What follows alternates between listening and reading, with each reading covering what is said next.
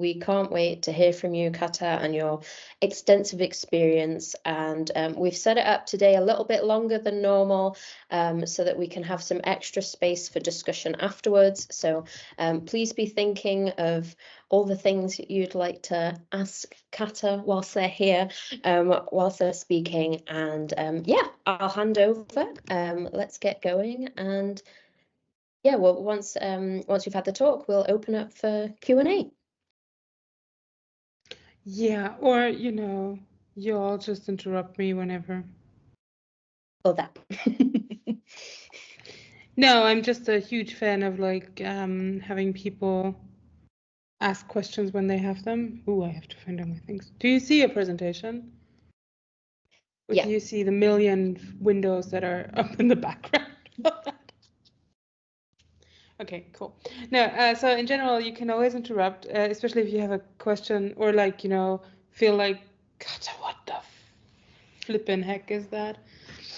Also, Katta, don't use that many swear words. We're like a noble institution. I don't know, whatever comes to your mind. Yeah, hello, I'm Katta.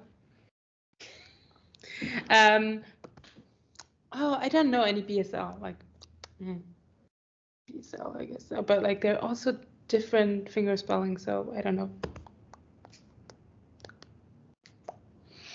That's my sign name, just in case that is relevant to you. Anyway, I'll be talking today about ongoing work where we keep on thinking about this for years now. And it's funny because like I do not actually give the same talk over and over again, but like it's also interesting to me to see how it develops. Like whenever I give it anew, because like I have been thinking through this a lot of for a long time now, and I keep on developing the concept, and then I keep on publishing little things on it. But like yeah, I'm trying to understand how we can design in a participatory fashion or like in a collaborative fashion. Like I'm not right now. I'm actually also completely torn about the notion of participation. I'm gonna show you in like in like at least the sign language that I speak in Austrian sign, participation is always said like this, or sometimes like this, but more so like this because you bring people into the academic space. But what is like, you know, this space here where they're coming from, like that's often seems to be not, there seems to be little of this, you know what I mean? Like, so academics don't go there, and like, how would it even look like if you were doing this? And that's what I'm interested in, doing more of this, which is solidarity, by the way. But like, how do you get there, and how do you get there methodologically and like in an interest of knowledge generation? Don't get me wrong, I'm still interested in knowing stuff. Anyway, so that's what I'm thinking about, and you can go with this. Yes? Oh, it's an accidental mic that is open. Yeah. I mean, all of this started anyway when I was really mad about empathy as a concept, and I'll explain that a bit more later. Anyway, here's again a hello. I want you to kind of like think about how you are in this space and like how you feel right now. Are you sitting comfortably? Do you need a coffee? Do you need something to drink or maybe a snack? Would you actually rather lie down? If you can, like if the space warrants it to you, please just do whatever you need to be here. Or, you know, also if that is better, just leave. Sounds always like a bit weird to tell people to leave, but like also you don't have to be here if you'd rather do something else. Oh, I hope this is true and this is not a mandatory class for anyone. And I put you in trouble. No, okay. It's not. Everyone who's here has chosen to be here. Okay, like I'm just like, you know. But like also if you have chosen that, like, I don't know, 5 minutes ago, and then don't feel like it anymore, just leave. It's fine. Nobody's gonna be mad.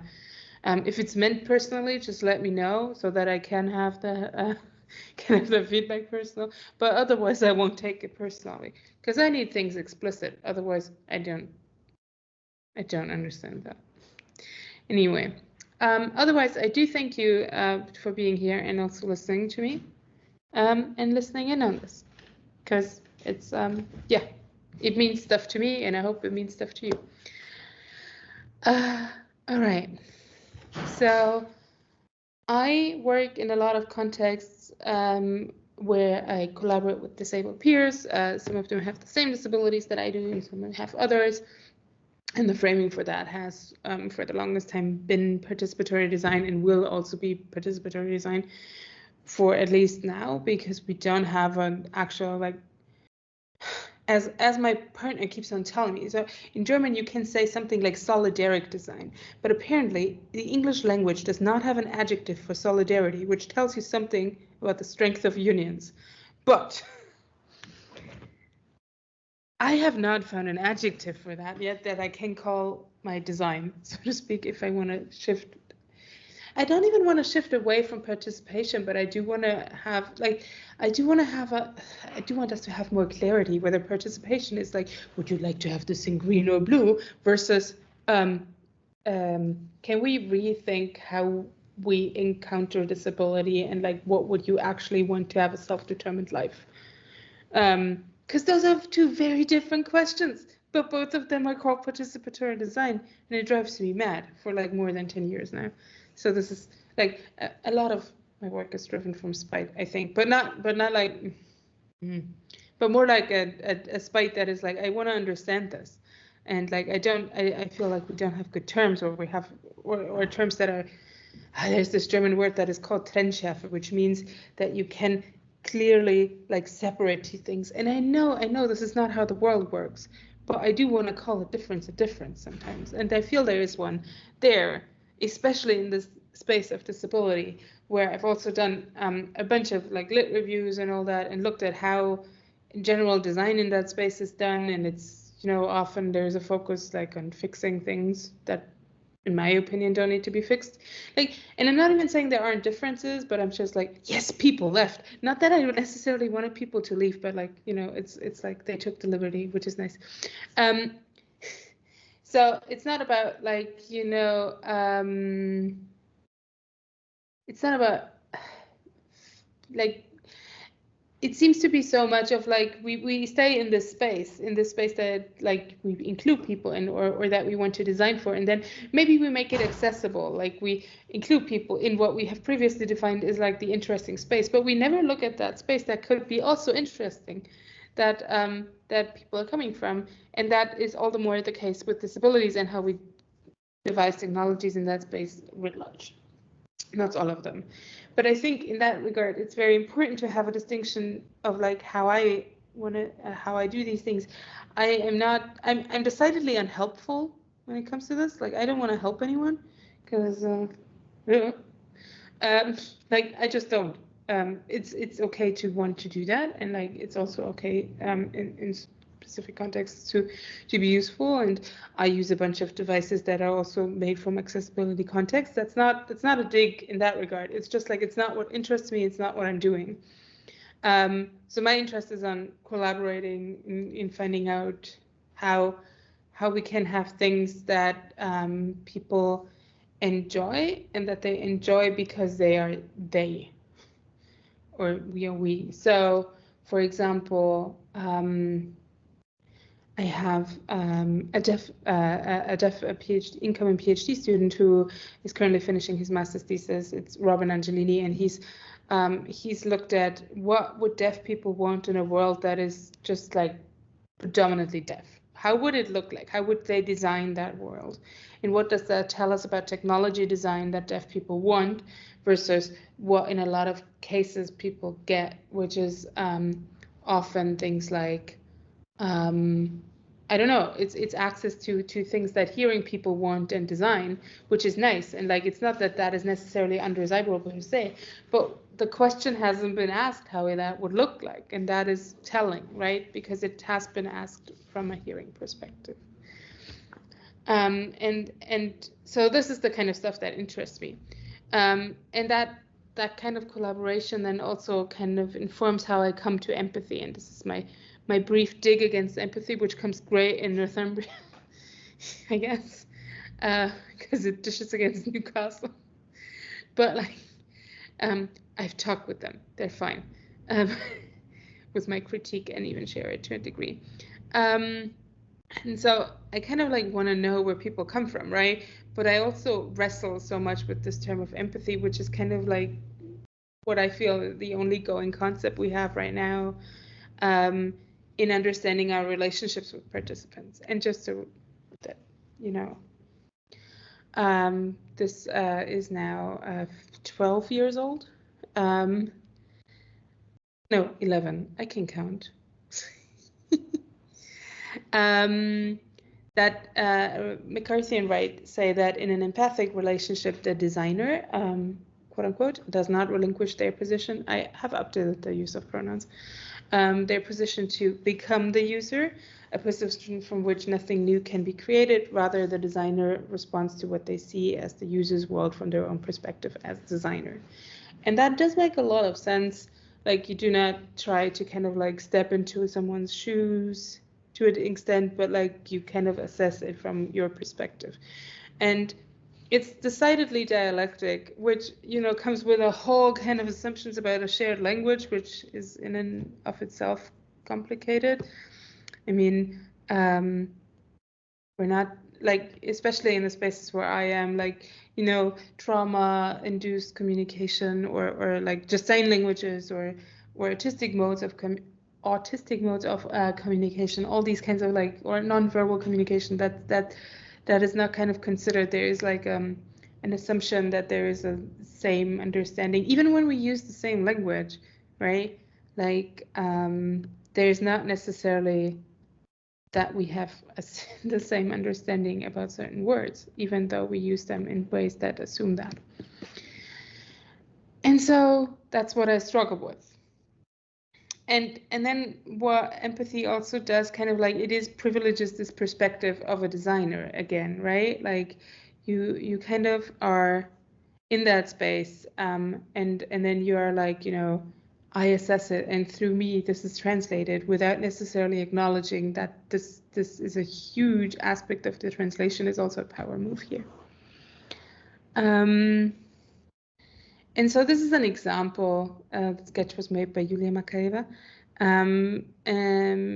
of how we kind of like seen this play out to a degree when designers and researchers do not share the intricacies of the life worlds that we have with the people that we have kind of like identified as participants. That's another structural issue, right? We're in academia and then we say who are our participants, and like very rarely is it the other way around.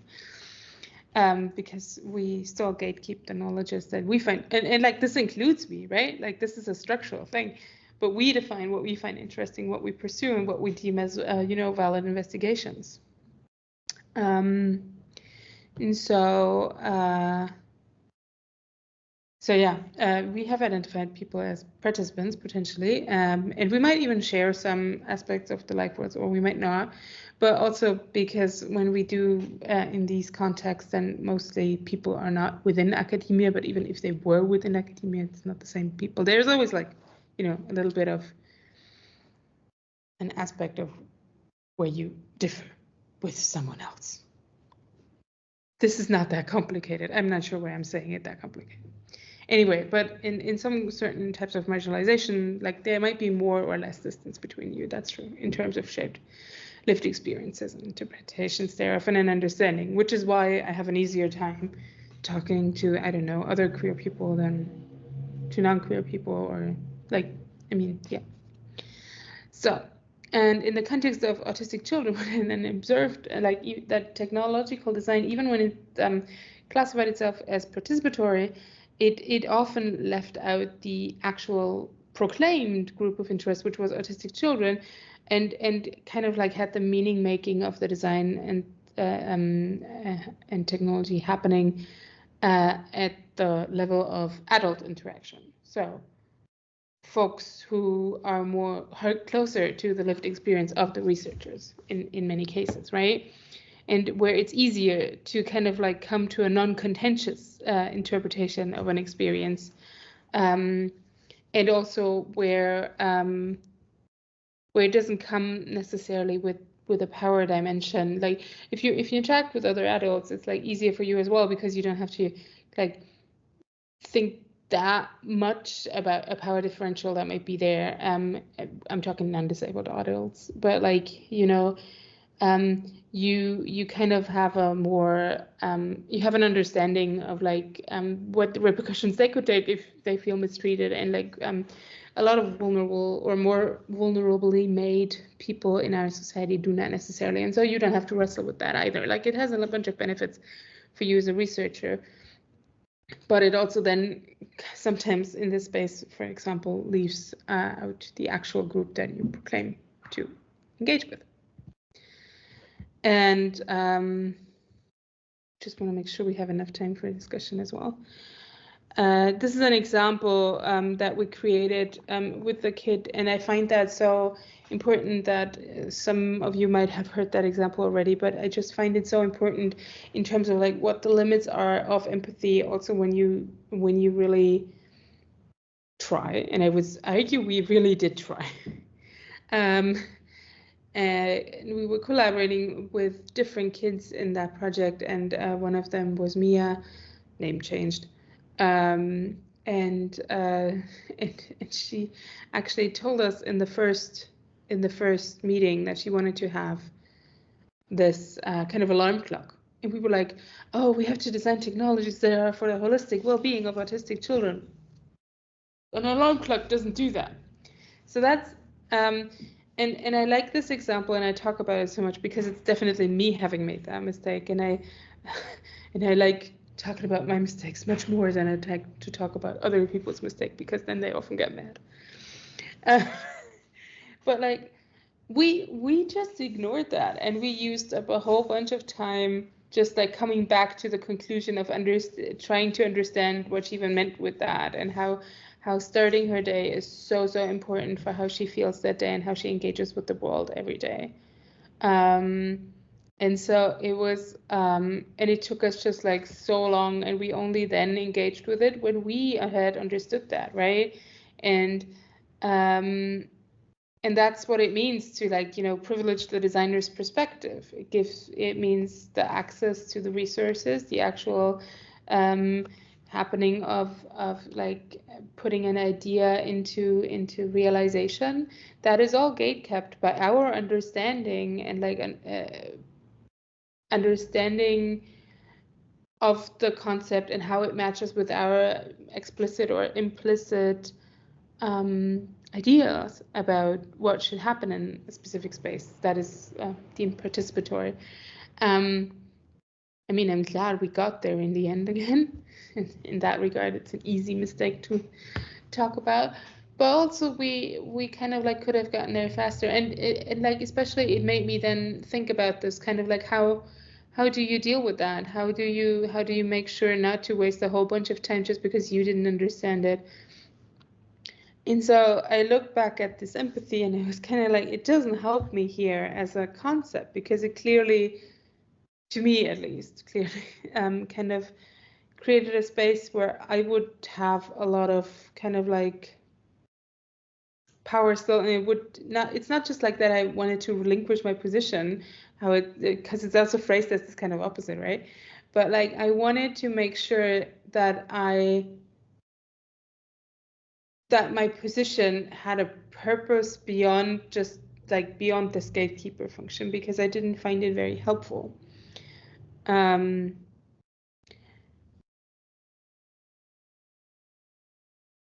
I mean, it's also there are also these empathy building exercises, by the way, especially in a disabled space, or in a space where disabled people are concerned in technology design. There is kind of like the aging suit for older people, which is something different than a disability. But like also, I don't know, the architecture students at our university definitely have to use a wheelchair for a day to kind of like experience how that is. You have all these kinds of simulations and empathy exercises, but like often what then happens is that actually disabled people, what does actually disabled mean here?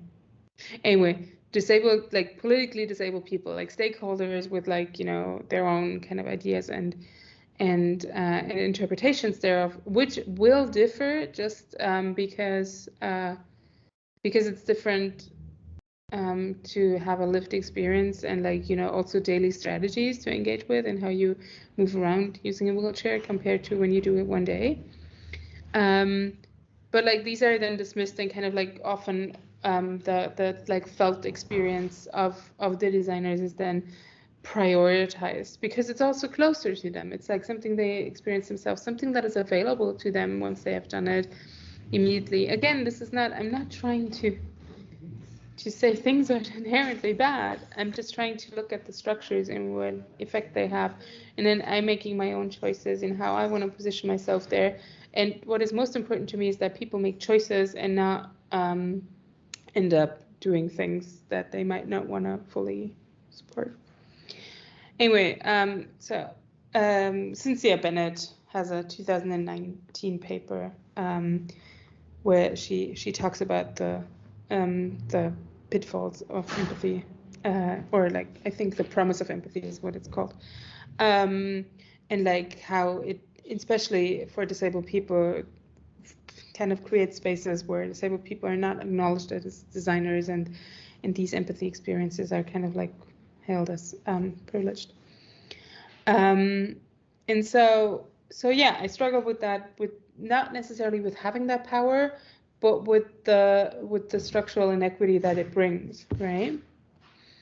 And so one of the things that I've done recently is kind of trying to argue for a concept of humility, which is the weirdest thing because it's so much the opposite of being humble to say we should all be humble somehow. But I'm also trying to see it more strategically, like a bit like embracing imperfection and like trying to kind of like deliberately engage in a specific space and not necessarily being humble, but using humility as kind of an epistemological framing of this, of like acknowledging the limits of your own knowledge and like prioritizing your not understanding in a way that is not necessarily trying to resolve everything, but rather to kind of like acknowledge that there's something to know about in this space that is never going to be fully reached, like always that distance between you and your participants, for example. And then kind of making space for that. That can mean like making space within, like very literally, just like creating spaces and encountering spaces and creating them and allowing people in, but also going to other spaces and like engaging with things that might not feel like, you know, they're made for you, which is a very humbling experience, I gotta say.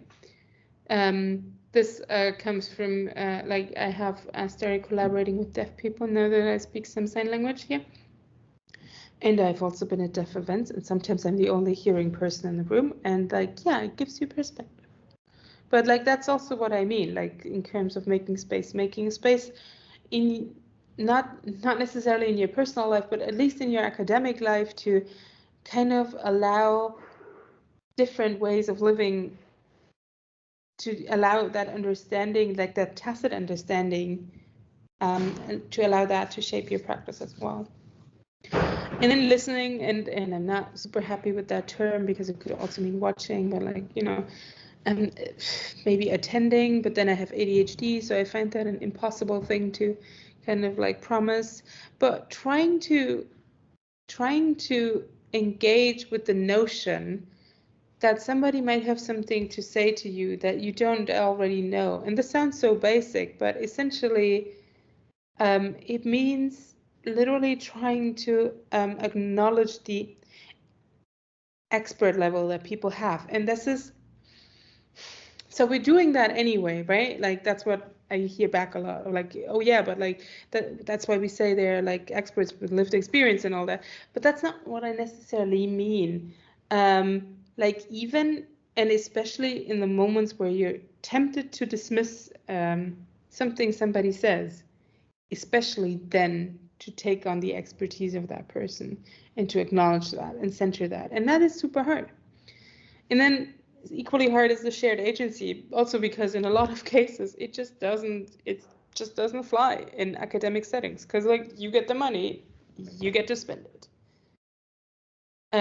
You have to write the project report, and you have to write the proposal if push comes to shove, and like have to tell exactly beforehand what will gonna happen, what the results are gonna likely be, and then you have, like in best case, you have the input of like, you know, people, but like in a lot of cases, if you're working with activists in any kind of shape or form, then you're also asking them to put in a lot of labor that you get paid for, or I at least got paid for.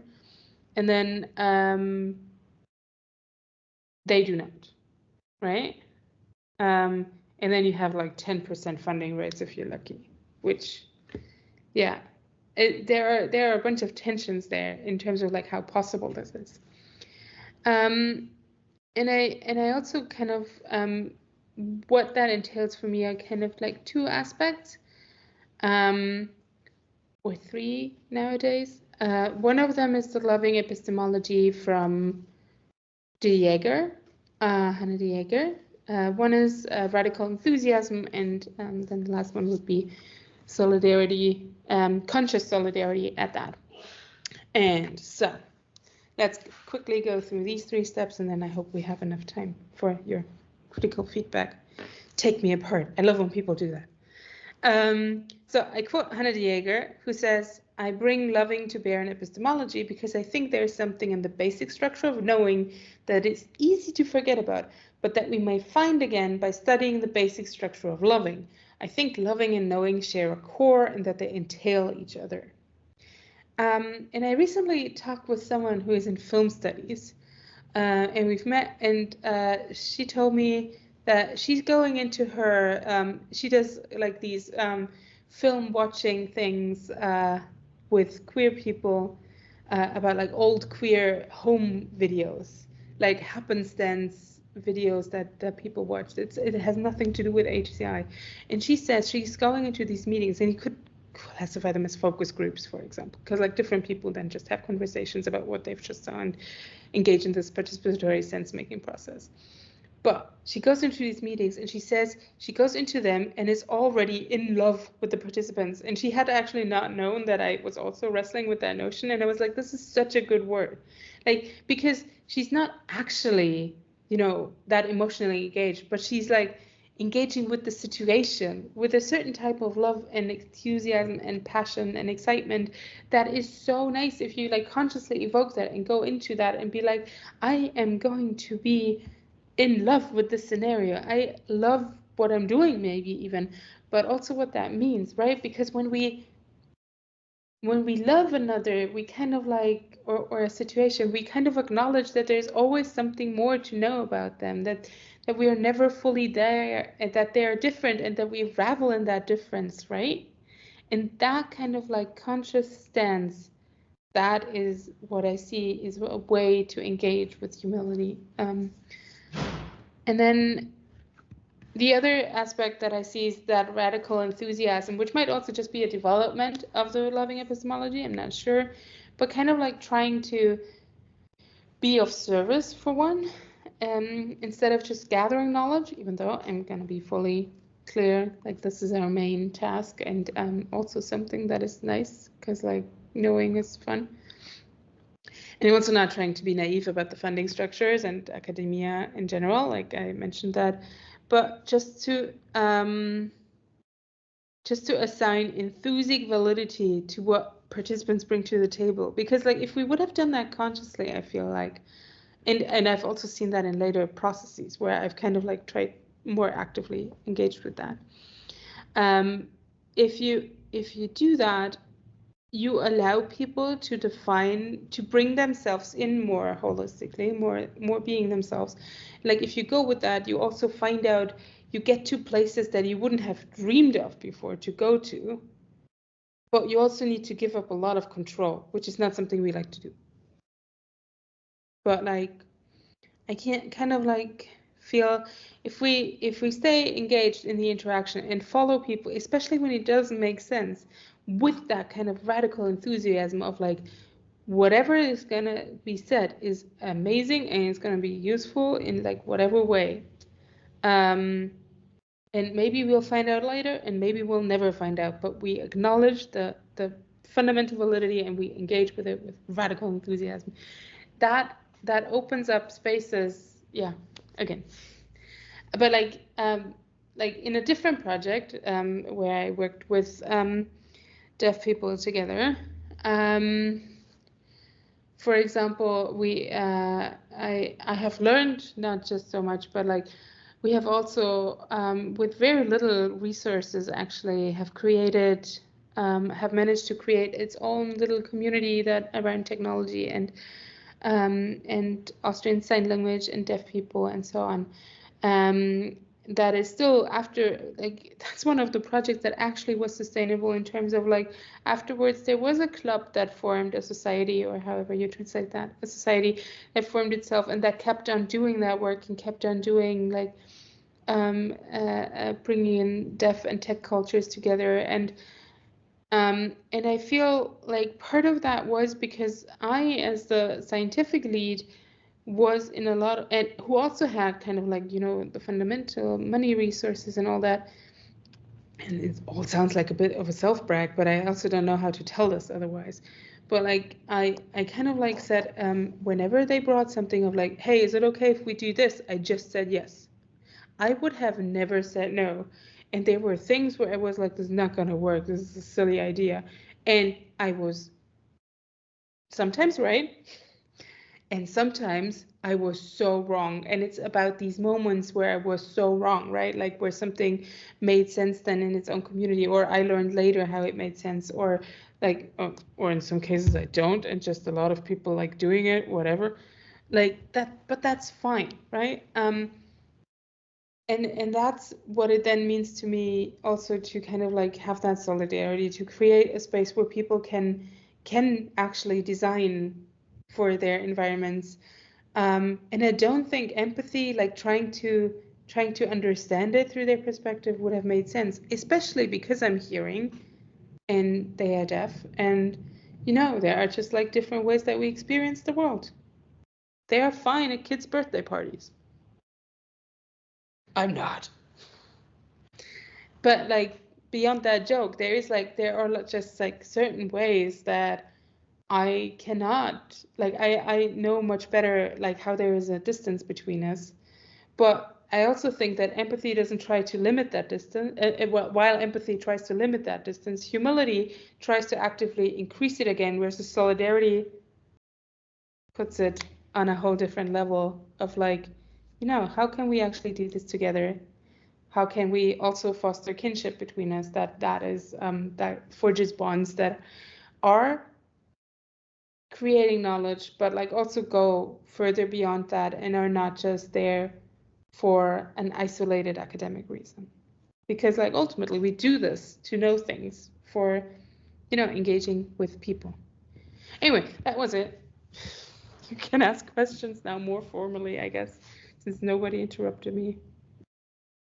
Thank you so much. And I think it's just been so great to hear from you on such a, I think, refreshing perspective and things that we've all been thinking about, but to be able to actually put words to those thoughts and get us to continue thinking about them has been really, really beneficial. So I really thank you for that. We will be posting the talk portion onto YouTube after this. So please send that round to anyone who might be interested. And other than that, I think we'll be seeing quite a few of you in May at our event for the Digital Civics Exchange. We look forward to seeing you there, and otherwise just a final thanks and virtual clapping for Katta.